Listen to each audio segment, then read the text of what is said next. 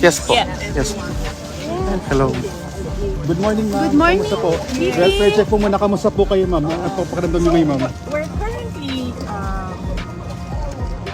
talking to the ICC personnel inside so that we can do a visit and then we can attend the initial appearance later this afternoon. So we'd like to request your indulgence for